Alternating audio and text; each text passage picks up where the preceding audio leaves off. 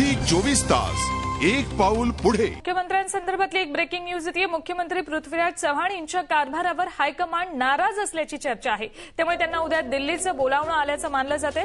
गेले काही दिवस काम होत नसल्याचा आरोप करत आमदारांनी दिल्लीत जाऊन आपलं गारहाण मांडल्याची चर्चा होती।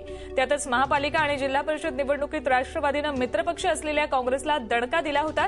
त्यामुळे हायकमांडनं आमदारांची नाराजी गांभीर्यानं घेतली।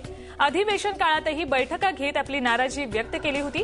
त्यानंतर धावाधाव करत मुख्यमंत्र्यांनी नाराजी दूर करण्यासाठी प्रयत्न केले होते। सातत्यानं सीएमच्या कारभाराविरोधात तक्रारी होत असल्यानं आता पक्षश्रेष्ठींनी या संदर्भात लक्ष घातलंय। त्यामुळे आता मुख्यमंत्री आपली बाजू हायकमांडकडे मांडणार आहेत। दिल्लीत या हालचाली सुरू असल्यानं मुख्यमंत्रीपदाचे दावेदारही आता सक्रिय झाल्याचं मानलं जातंय। मुख्यमंत्री पृथ्वीराज चव्हाण यांच्या कारभारावर हायकमांड नाराज असल्याची चर्चा आहे। त्यामुळे उद्या दिल्लीचं बोलावणं आलेलं आहे मुख्यमंत्र्यांना, असंही मानलं जाते।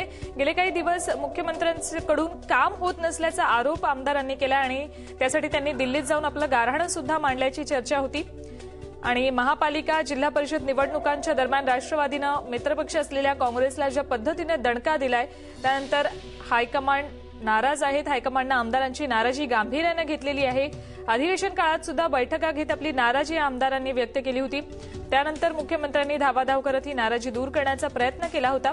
पण सातत्यानं मुख्यमंत्र्यांविरोधात अशा पद्धतीनं तक्रारी होत आहेत, त्यांच्या कारभाराबाबत तक्रारी होत आहेत। त्यामुळे आता पक्षश्रेष्ठींनी या संदर्भात लक्ष घातलेलं आहे आणि मुख्यमंत्र्यांना उद्या दिल्लीतून बोलावणं आल्याची चर्चा आहे।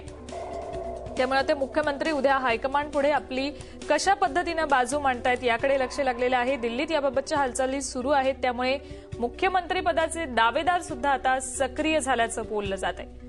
पृथ्वीराज चव्हाणांच्या कारभाराबाबत आमदारांनी नाराजी व्यक्त केलेली आहे, याची दखल हायकमांडनं घेतली आहे। त्यामुळे मुख्यमंत्र्यांना दिल्लीतून बोलावणं आलेलं आहे। झी 24 तास एक पाऊल पुढे।